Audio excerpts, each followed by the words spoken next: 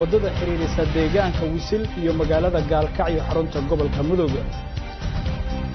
Ra'iisul Wasaaraha Jamhuuriyadda Federaalka ee Soomaaliya Mudane Xasan Cali Khayre ayaa waxa uu ka qayb gali doonaa shirka dhaqaalaha adduunka oo ka furmaya bishan gudaheeda dalka Switzerland isagoona dhinaca kale maanta kormeer shaqo ku tagay wasaaradda maaliyadda ee xukuumadda federaalka ee Soomaaliya. wasiirka cadaaladda xukuumadda federaalka ee Soomaaliya ayaa tababar u furay wakiilo ka kala socday ciidamada asluubta xeer ilaalinta iyo waliba garsoorka dalka. wasiiru dawlaha wasaaradda arrimaha gudaha xukuumadda federaalka ee Soomaaliya iyo xildhibaano ka tirsan baarlamaanka Soomaaliya ayaa maanta gaaray magaalada Dhuusamareeb ee xarunta dowlad goboleedka Galmudug. akhbaaraadka dibadda warka telefishinka qaranka Soomaaliyeed waxaa ka mid ah dab ka kacay dalka Boortaqiiska ayaa lagu soo warramayaa in ilaa 8 ruux ay ku geeriyoodeen dad inta ka badan dhaawacyo ay soo gaareen.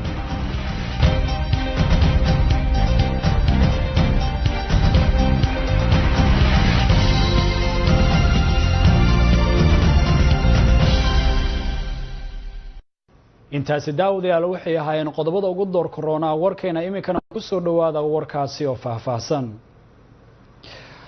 madaxweynaha Jamhuuriyadda Federaalka ee Soomaaliya Mudane Maxamed Cabdullaahi Maxamed Farmaajo ayaa maanta dhagax dhigay dhismaha wadada xiriirisa deegaanka Wisil iyo magaalada Gaalkacyo ee xarunta gobolkaasi Mudug.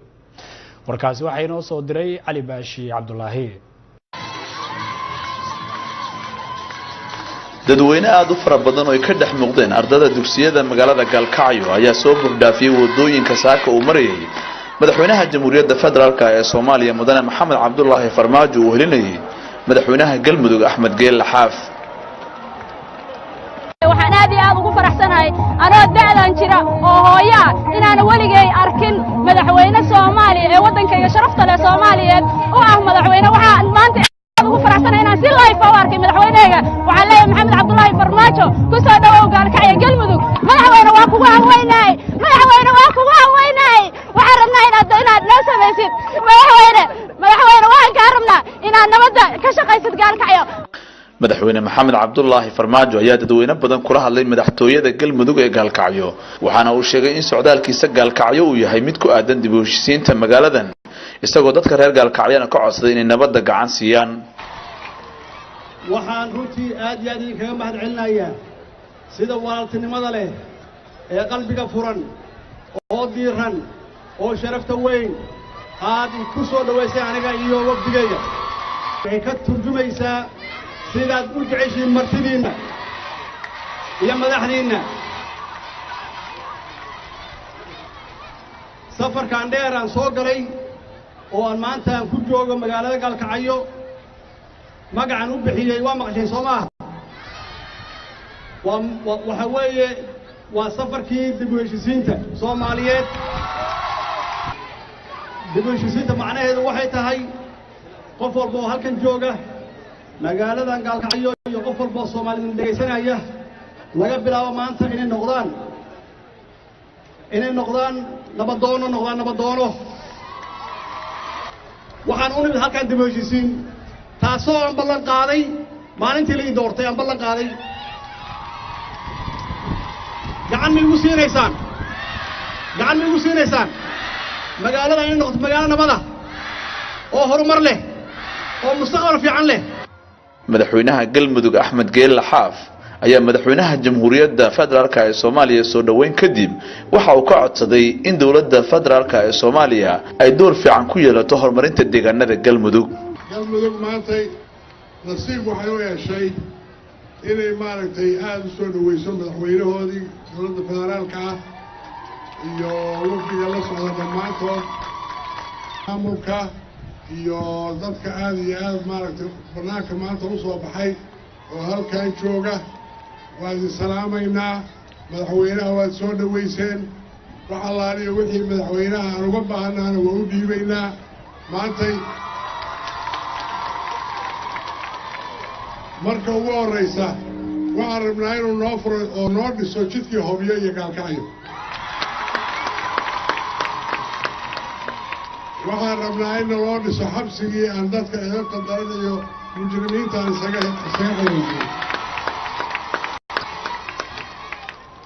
waxaan rabnaa wax badan oo kale in maaragtay dowladda federaalka ay noo qabato. intaa kadib madaxweynaha jamhuuriyadda federaalka ee Soomaaliya mudane Maxamed Cabdullaahi Farmaajo ayaa madaxtooyada Galmudug ee Galkacyo waxa uu kulan kula yeeshay xildhibaano, senataro iyo mas'uuliyiinta maamulka Galmudug kuwaas oo madaxweynuhu ka dhageystay codsigooda ku aadanaa in dowladda dhexe ee Soomaaliya ay door fiican ku yeelato dib u heshiisiinta magaaladan iyo horumarinta kaabayaasha dhaqaalaha.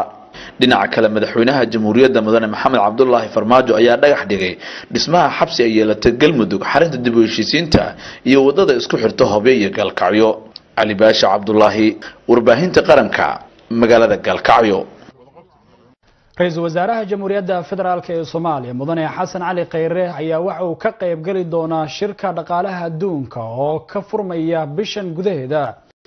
dalka Switzerland, isagoona dhinaca kale maanta kormeer shaqo ku tagay wasaaradda maaliyadda ee xukuumadda federaalka ee Soomaaliya. Faafahinta warkaasi waxay inoo faafahinaysaa Nasr Bashiir Cali.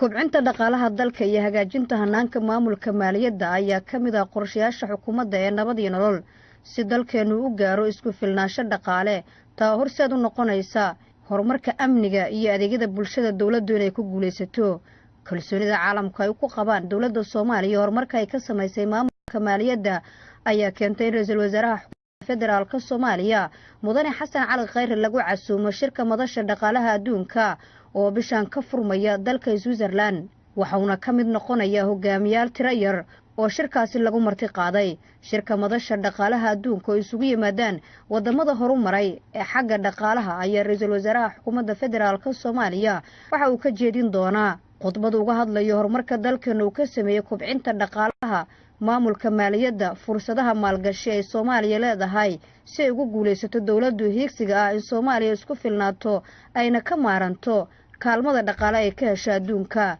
isla markaana looga cafiyo deymaha lagu leeyahay. ra'iisul wasaaraha xukuumadda federaalka Soomaaliya mudane Xasan Cali Khayre ayaa maanta kormeer shaqo ku tagay dhinaca kale wasaaradda maaliyadda si loo dhaqan geliyo qorshaha xukuumadda ee kobcinta dhaqaalaha iyo sare u qaadida dakhliga soo xarooda. ra'iisul wasaare Khayre ayaa xarunta wasaaradda kulan kula qaatay mas'uuliyiinta wasaaradda waxaana kala hadlay dardargelinta hanaanka maamulka maaliyadda iyo kobcinta dhaqaalaha oo ka mid ah shuruudaha ku xiran barnaamijka geedi socodka deyn cafiska Soomaaliya oo meel wanaagsan maraya iminka. dawladda Soomaaliya ayaa horumar muuqda ka samaysay dhaqaalaha iyo maamulka maaliyadda sanadkii 2017 taa oo keentay in warbixin ay soo saartay hay'adda lacagta adduunka IMF bishii December ee sanadkaynu soo dhaafnay lagu ammaano xukuumadda Soomaaliya maareynta maamulka maaliyadda guulaha ay ka gaartay sanado badan kadib. Nasr Bashiir Cali, warbaahinta qaranka, magaalada Muqdisho. wasiirka cadaaladda ee xukuumadda federaalka ee Soomaaliya ayaa tababar u furay wakiilo ka kala socda ciidanka asluubta, xeer ilaalinta iyo garsoorka dalka. warkaasi waxa inoo faafahinaya Axmed Cumar Muuye. seminaarkan oo ay soo qaban qaabisay wasaaradda cadaaladda xukuumadda federaalka ah ee Soomaaliya oo looga hadlayay aqoon isweydaarsi ku saabsan sharciga iyo ilaalinta xuquuqda carruurta ayaa lagu qabtay magaalada Muqdisho. tababarkan ayaa waxaa loo qabtay wakiilo ka kala socda asluubta, booliiska, cadaaladda, ururada qareenada haweenka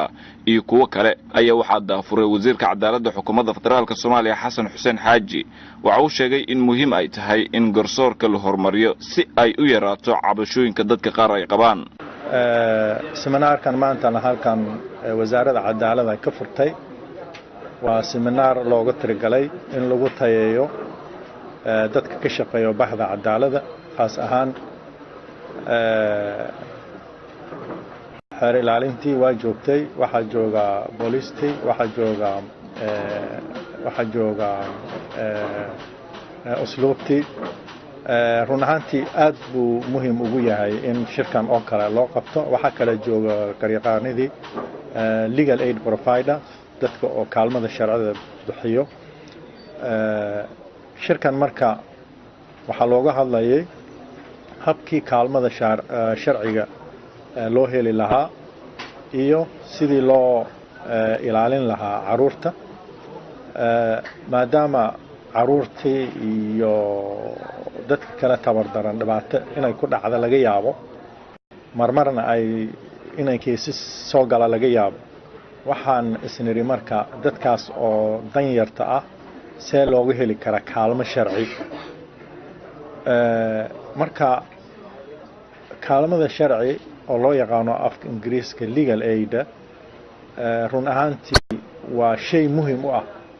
si garsoorka loo horumarin lahaa. dhinaca kale wasiirka cadaaladda xukuumadda federaalka ee Soomaaliya ayaa kulamo gaargaar la yeeshay wakiilo ka kala socda hay'adaha garsoorka dalka kuwaas oo maalinta beri ka qayb gali doona shirweyne oo ay iskugu imaan doonaan hay'adaha garsoorka dalka iyo xubno ka socda beesha caalamka. wasiirka cadaaladda xukuumadda federaalka Soomaaliya Xasan Xuseen Xaaji ayaa marka la sharaxay shirkaasi iyo qodobada looga hadli doono. kullay dawlad goboleedyada qaar kor magaaladu ayna la joogaan oo maanta waxaan ugu tiragalnay shir oo hadda ka dhici doono berrito insha Allah dhici doono dawlad goboleedyada wasaarooyinka cadaaladda iyo qolooyinkan internationalka aan ugu tiragalnay habkii lagu caawin lahaa dawladda Soomaaliya iyo wasaaradaha cadaaladda berri dhici doona marka wafdigu waa jooga dawlad goboleed marka hadda tiimkiina la joogay halkan waxay ahaayeen Jubbaland bay ahaayeen kuwa kalena hadda noo imaan doonaan insha Allah maanta waxaan rabnaa inaan ku soo wareejino xarumihii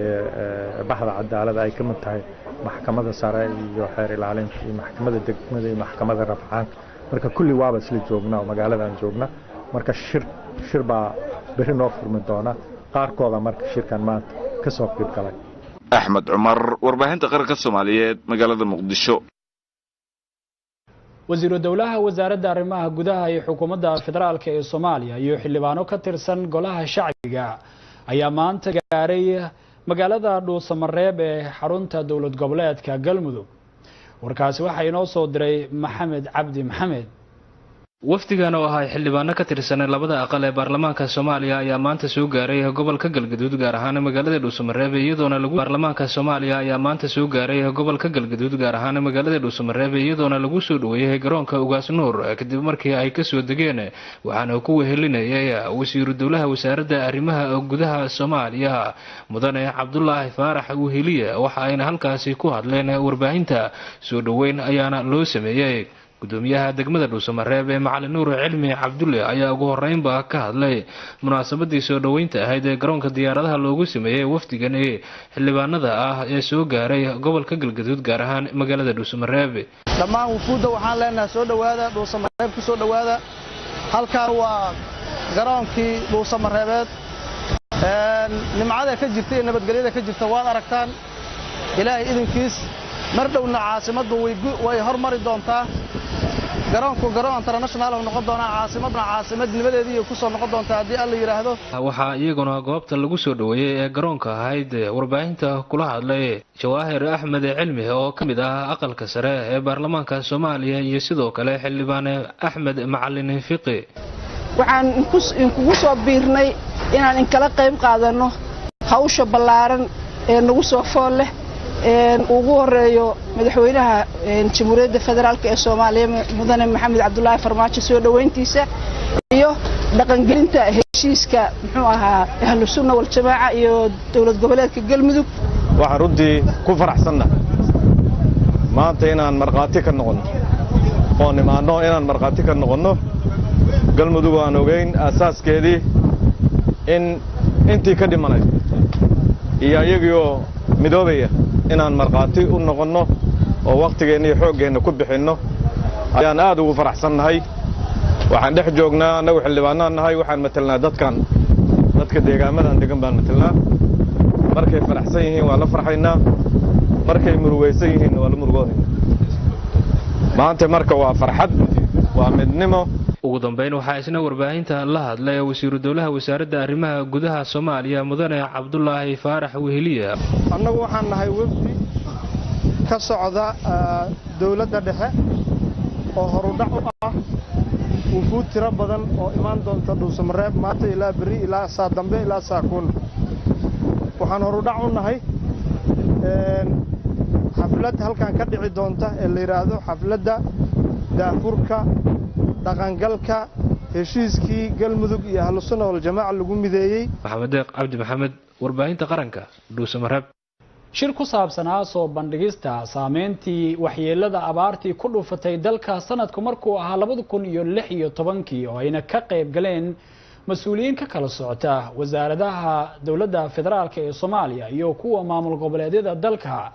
ayaa maanta waxa uu ka dhacay magaalada Kismaayo ee xarunta Jubbada Hoose. warkaasi waxa halka inoogu soo diray Cabdirashiid Nuur Ibraahim. shirkan wada tashiga ah oo looga hadlayay daraasadii laga sameeyay abaarihii ka dhacay dalka sanadkii 2016 dabayaaqadiisii sanadka 2017 ayaa lagu qabtay magaalada Kismaayo xarunta ku meel gaarka dowlad goboleedka Jubbaland kaas oo ay ka qayb galeen mas'uuliyiinta wasaaradda qorsheynta maalgashiga horumarinta dhaqaalaha dalka oo shirkan soo qaban qaadisay iyo agaasimayaasha guud ee wasaaradaha dowlad goboleedka Jubbaland. daraasadan la soo bandhigay waxa ay qeexaysaa dhibaatada ka dhalatay abaarihii ka dhacay dalka, waxyaabaha ugu badan ee keena abaaraha iyo sida looga gaashaaman karo, iyadoo diiradda la saarayo isla qaadashada natiijadii daraasadan. agaasimaha guud ee wasaaradda qorsheynta ee dowlad goboleedka Jubbaland oo daraasadan si qoto dheer uga hadlay qaybta khusayso ka Jubbaland ahaan ayaa tilmaamay sida wanaagsan ay dowladda ay uga go'an tahay wax ka qabashada abaaraha oo si cilmiyeysan loo dursayo. annaga ka dowlad ahaan Jubbaland haddaan qeexo madaxda loo baahnaa oo ku shaqaleed waan la socodsiinay waxaana si dhow oo la socday agaasimayaasha guud iyo agaasimo waaxeedyada wasaaradaha aan tiriyay baa si dhow oo la socday haddana waxaa weeye badankooda way fadhiyaan halkaas ayada marka warbixintii laga diyaariyay oo hordhac ahayd hadda oo qaybta saddexaad ahayd oo tan nala taala haddaad fiirisana waxaad arkaysaa wasaarad walbaba meesha ay ka soo geliso oo welibana ayaga oo tirooyin ah oo matalan haddaad soo qaado wasaaradda xanaanada xoolaha xoolihii meeshaas ayada ah ku dhumay ama ku waxyeeloobay iyo waxa loo baahan yahay haddaan tusaale ahaan usoo qaato. cabduqaadir aadan maxamed agaasimaha guud ee wasaaradda qorsheynta ee dowladda federaalka Soomaaliya waxa uu si kooban sharaxaad uga bixiyay ujeedada kulankan iyo marxaladihii laga soo maray sameynta daraasadan. annagoo ku dhisayna wixii aan ka baranay qaybta koowaad wixii na soo qabsaday hawshii aan ka soo bilownay bishii tobnaad 7deedii agaasima hawshan waxaan ka soo bilownay Oktoobar taariikh 7 dowlad goboleedyada shanta iyo dowladda federaalka ay iskugu imaadeen gobolka Banaadir laga talageliyay oo ujeedkuna uu ahaa sidii aad ka soo sharqamisay abaartii dhacday 2016 iyo 2017 oo ahayd runtii mid aad u daran dalkana wada saameysay guud ahaan Soomaaliya geeska gees raas casayr ilaa raas Kambooni taasoo ayna jirin dowlad goboleed kaligeed gooni ula tacaashay ee ahayd mid qasabtay xajmigeeda awgeed dadka Soomaaliyeed isku gurmadaan oo meel walba taakuladii la gaarsiin karo iyo maartay saadkii la gaarsiin karo in la gaarsiiyo maadaama dhibaatadu marka ay caam ahayd in xal caam ah la raadsho oo xal qaran iyo istiraatiijiyad qaran la imaado taas ayadana waxay noqotay muhiim waana mid u yeertay in arrintan aan si wada jir uga wada shaqeyno. shirkan wada tashiga ah ee lagu soo bandhigay daraasada laga sameeyay gobolada dalka ayaa ah kii ugu horeeyay ee maanta lagu soo bandhigo xarunta ku meel gaarka ee dowlad goboleedka Jubbaland ayadoo sidoo kale daraasadan lagu soo bandhigi doono dowlad goboleedyada dalka si wada jir ah wax looga qabto abaaraha dalka ka dhashay iyo saameyntu ay yeesheen. Cabdirashiid Nuur Ibraahim, telefishinka qaranka Soomaaliyeed, magaalada Kismaayo. doodwadaha ku saabsaneed geedi socodka doorashooyinka dalka ayaa maanta waxaa lagu qabtay magaalada Dhuusamareeb ee gobolka Galgaduud. warkaasi waxaa mar kale inoo soo diray Maxamed Deeq Cabdi Maxamed. doodwadaagan oo ahaa mid looga hadlayay sidii loo gaari lahaa doorasho qof iyo cod ah ayaa maanta lagu qabtay magaalada Dhuusamareeb waxaana soo qaban qaabiyay guddiga madaxa bannaan ee doorashooyinka qaranka ayna horkacaysay gudoomiyaha guddiga Xaliimo Ismaaciil Ibraahim waxaana ka soo qayb galay bulshada qaybaheeda kala duwan iyagoona arrimahaasi ka doodayay. waxyaabaha laga doodayay ayaana waxaa ka mid ahaa sidii loo gaari lahaa doorasho qof iyo cod ah iyo caqabadaha ku horgudban iyo siyaabaha loo xallin karo arrimahaasi. bulshada ka soo qayb gashay dooda ayaana ka hadlay arrimahaasi waxa ayna soo jeediyeen aragtidooda ku aadan sidii loo xallin karo waxyaabaha ku gudban doorasho qof iyo cod ah iyo sida loo wajahi karo intaba. caqabado badan ayaa ka hor imaan kara guddiga doorashooyinka waxyaabo badan way iftiimiyeen inay caqabado jiri karaan laakiin caqabadaha iyo shuruucdooda waxa kamid ah inay doorasho dhici weyso inay caqabado ku noqoto in miisaaniyadihii loogu talagalay in la heli waayo waxaan ognahay wadankeena ila badan oo hadda aad u shaqeeya ma lahan waxaan ku tiirsanahay xaqiiqdii dawladda shisheeye arrimahanina wacyigelintoodu waxay salka ku hayaan dadka akadeemiga ah inay marka hore u bislaadaan adduunka waxa ka socda iyo dimuqraasigu wuxuu yahay iyo meeshii uu soo maray iyo waxa hadda Soomaaliya saddex kudladooda tartamaya kullad qabiili inay wax ku goosata rabta iyo kullad diini inay maamulka uga qayb gasho ku goosata rabta iyo kullad nidaam dimuqraasiga inay tooyata rabta aniga waxay la tahay amniga oo si fiican dadka wacyigelin xoog leh laga siiyo maadaama ay tahay caqabadii aan soo sheegnay midda labaad waxa way dhaqaalaha si dhaqaale loo helo maadaama caqabad uu yahay dhaqaale la'aantiisana wax la wadi karin dhaqaalaha dawladda Soomaaliya ama madaxweyne Farmaajona oo 10% ballan qaaday oo u dhiganta 10 milyan sida gudoomiyuhu ay noo sheegtay dhaqaalahaas guddigu inay u istaagaan sidii loo heli lahaa. gudoomiyaha guddiga madaxa bannaan ee doorashooyinka qaranka Xaliima Ismaaciil Ibraahim ayaa iyaduna ka hadashay madasha waxa ayna sheegtay in ay muhiim u tahay in ay ururiyaan afkaarta bulshada ay u yimaadeen isla markaana kulamada ay u qabteen si loo ogaado dadka loo tagayo waxyaabaha ay qabaan ee ku aadan doorashooyinka qof iyo codka ah ee ku soo wajahan Soomaaliya. waxaa laga hadlayaa war doorashada aan qaadanayna noocay noqonaysaa waa qasab doorashadan waxay ku dhisnaanaysaa xisbiyada badan siyaasadda xisbiyada badan. Maxamed Cabdi Maxamed warbaahinta qaranka Dhuusamareeb. xildhibaano ka tirsan labada aqal oo ku sugan magaalada Beledweyne ee xarunta gobolka Hiiraan ayaa waxay maanta kormeer ku tageen xarunta ciidanka militariga uu ku leeyahay magaalada Beledweyne ee gobolkaasi Hiiraan. warkaasi waxa Beledweyne inoogu soo diray Ibraahim Maxamed Geedi. xildhibaanada labada aqal ee ku sugan magaalada Beledweyne ayaa maanta waxay kormeer ku sameeyeen xirada ciidamada militariga ee gobolkan Hiiraan iyagoona dhiirigelin u sameeyay ciidamada xoogga sida ay ugu dhiiran yihiin ka hortagga cadawga iyagoo markaas deeq lacageed ku taakuleeyay ciidamo ku soo dhaawacmay shil gaari intii ay ku guda jireen howlgallada ka dhanka maleeshiyaadka Al-Shabaab oo ku jira isbitaalka ciidamada ee magaalada Beledweyne. saraakiisha ciidamada dawladda ee gobolkan Hiiraan ayaa warbixino ka siiyay xildhibaanada xaaladda ciidamada iyo sida ay cadawga u hortagaan sida ay dhismaha xirada iskaga kaashadeen ciidamada dawladda iyo kuwa AMISOM. xildhibaanadan ayaa waxa ay sidoo kale tageen xarumaha ciidamada nabad sugidda iyo xabsiga dhexe magaalada Beledweyne waxaana ay sidoo kale warbixin ka dhageysteen saraakiisha gacanta ku haya maxaabiista xabsiga dhexe. xildhibaan Yuusuf Xuseen Axmed oo ka mid ah mudanayaasha baarlamaanka ayaa waxa uu kaga hadlay saxaafadda kormeerkooda maanta. taliska guutada shanaad ee maxaan ku raahdaa gobolkan Hiiraan lama galay ee loo yaqaan lama galay xaqiiqatan waxaan booqannay xarumaha kala duwan iyo qaybaha ay kala leedahay meesha waxa weeyaan waa meel maxaan talis ah dhismaheeda iyo xarumihii aad bay maxaan ku raahdaa dagaalada suuqa inta badan ugu badbaadeen burbur waa iska jiray soo 27 sano ay iska burbursan tahay meelo badan oo dayactirteen oo iyaga mushaaraadkooda ka jirteen wax ku soo aragnay isbitaalka ay lahaayeen oo ciidamo dhaawac ugu dambeeyay shalay gaari gudoomay aan ku soo aragnay oo ku booqanay xaqiiqatan waxa la fariisanay taliyaha maxaan ku raahdaa guutada shanaad waxaan kaloon booqanay oo haddana dhex taaganahay xabsiga dhexe waxaan ku raahdaa dad maxaabiis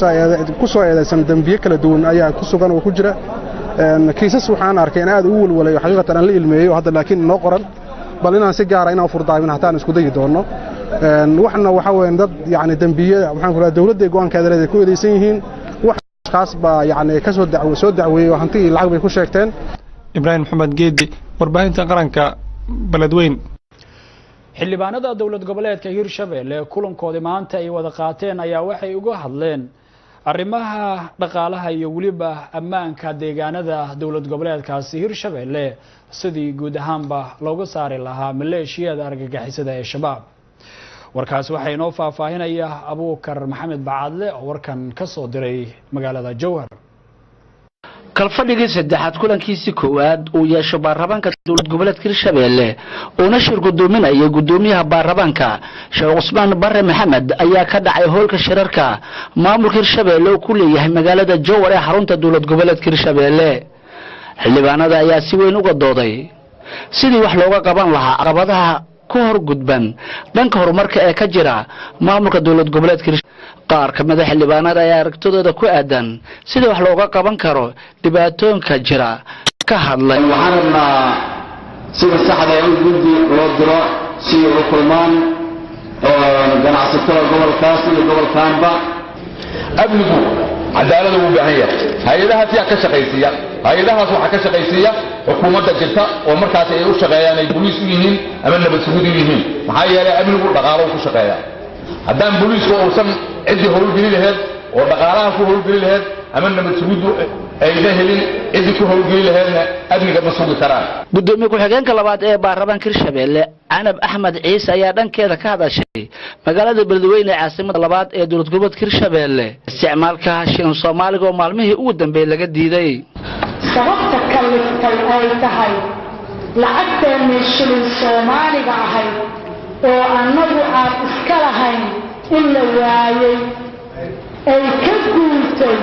gobolkii Hiiraan oo dowladda federaalka ah ee Soomaaliya inay shacabkeeda u naxdo oo ay isku daydo inay keento lacagtii dalku lahaa walilaahan idinku dhaarsho rasuulkaan idinku dhaartay xildhibaanadayda qaaliga ahow dollar miyaan anagu samaysanaa soo gabagabeeyay gudoomiyaha baarlamaanka dowlad goboleedka Hirshabelle Sheekh Cusmaan Barre Maxamed waxaan ku codsanaynaa dowladda Soomaaliya madaxweynaha wasiirada iyo dhammaan hay'adaha amniga inay gacan ka geystaan sugidda amniga dowladda Hirshabelle waayo dowladda Hirshabelle waa dowlad curdun ah istaagtii ugu yaraa ee la sameeya ka tirsan maamul goboleedyada qodobka labaad gobolka Hiiraan dhibaato ayaa ku jirta dowladda Soomaaliya iyada ka mas'uul ah lacagta maadaama shacabkaas uu yahay shacab Soomaaliya inay ayagana geeyaan gobolka Hiiraan lacag Soomaaliya ay geeyaan Abubakar Maxamed Bacadle raadiyo TV qaranka Soomaaliyeed xarunta dowlad goboleedka Hirshabelle magaalada Jowhar shacabka ku nool magaalada Gaalkacyo ee xarunta gobolka Mudug ayaa waxay ku tilmaameen safarka madaxweynaha Jamhuuriyadda Federaalka ee Soomaaliya uu ku joogo magaaladaasi inay wax badan ka bedelayso oo la xiriira dhinaca hanaanka dib u heshiisiinta iyo ammaanka magaaladaasi Gaalkacyo warkaasi Gaalkacyo waxa ka soo diray Cabdirasaaq Maxamed Axmed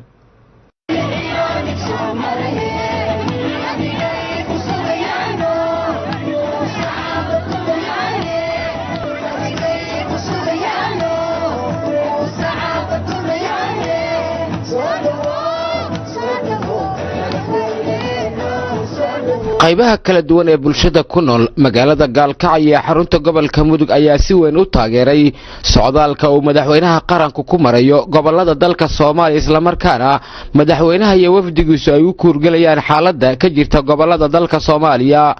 iyadoo madaxweynaha iyo wafdigiisu ay saaka soo gaareen markii ugu horeysay magaalada Gaalkacyo qaybta maamulka Galmudug halkaasi oo si weyn ugu soo dhaweeyeen kumanaan dadweynaha iyo mas'uuliyiinta dowlad goboleedka Galmudug oo horkacayay madaxweynaha Galmudug Axmed Ducaale Geelle Xaaf qaar ka mid ah shacabkii iyagu ka qayb qaadanayay soo dhaweynta madaxweynaha qaranka iyo wafdiga uu hogaaminayo oo aan la dhax qaaday mikrofoonka warbaahinta qaranka ayaa dareenkooda ku muujiyay sida ay ugu faraxsan yihiin in madaxweynaha Jamhuuriyadda Federaalka Soomaaliya Maxamed Cabdullaahi Maxamed Farmaajo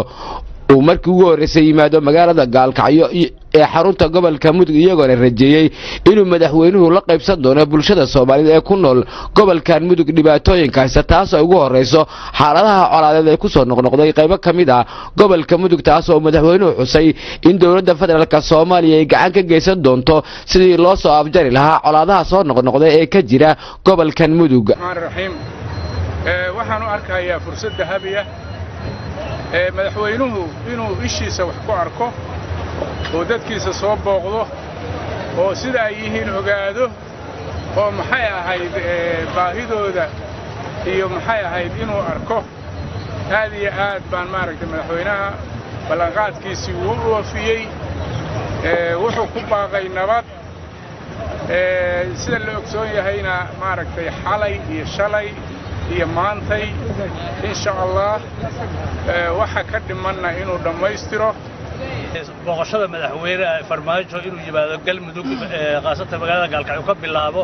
guul weyn oo ummadda Soomaaliyeed soo yeetay sida asagu sheegayna xudunta nabadda Soomaaliya iyo midnimada Soomaaliya in gaalkacyo noqoto oo galmudug iyo gaalkacyo ay noqdaan meeshii hogaamin lahayd socdaalkiisa sida uu sheegay waa socdaalkii nabadda mid guulaysan oo noqdana waan rajaynaynaa waxa farxad weyn u ah inuu maanta noo yimaado madaxweynaha ummadda Soomaaliyeed Maxamed Cabdullaahi Farmaajo aad baan ugu faraxsanahay haddana reer galmudug waxaan ugu nimid degmada Hobyo insha Allah tacaala aan rabnaa ajandada inaan ku darsano asna noo ballan qaaday inuu tahay degmada Hobyo insha Allah tacaala aan rajaynaynaa sidaan iska lamid ah inaan ku soo dhaweeyo waan ku faraxsanahay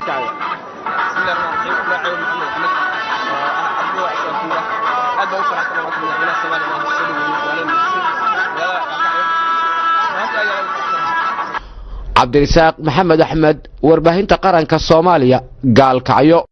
dowladda hoose xamar ayaa waxay sheegtay in dib u dhis lagu sameyn doono xarumaha danta guud xilli maanta guud ahaanba la soo gabagabeeyay dayactirka xarunta ciidanka ilaalada deegaanka ee xamar warkaasi waxa inoo faahfaahinaya Cabdullaahi Kulmiye Cadow xaruntan ayaa ah taliska ciidanka deegaanka waxa ayna ku taalaa degmada Shingaani ee gobolka Banaadir waaxda farsamada ee howlaha guud ee gobolka Banaadir ayaa waxa ay sheegtay in laga gudbay wajiga koowaad ee dayactir lagu sameeyay xaruntan Bashiir Shoombashuute agaasimo ku-xigeenka waaxda farsamada ee maamulka gobolka Banaadir ayaa waxa uu ka waramay xilliga ay bilaabeen dayactirka iyo waxyaabaha uga haray wajiga labaad halkan waxaan joognaa waxa waaye xiradii ilaalinta deegaanka xamar ee Manishibiyo taasoo dayacay ka kooban 39 qol iyo laba qol oo matoorka 42 qol dayactir ayaan ku bilownay bishii hore sanadkii hore ee 22 bishii 22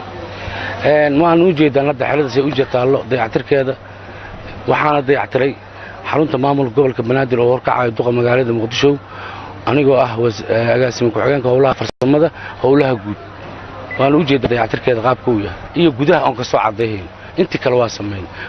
feeska hore waa ka baxnay waxay u qabataa dayactirada xafiisyo ee xarumaha gobolka Banaadir ayuu dhanaan dayactirnaa waaxda howlaha farsamada gobolka Banaadir ee dawladda waaxda howlaha farsamada howlaha guud ee gobolka Banaadir Cabdullaahi Kulmiye warbaahinta qaranka Muqdisho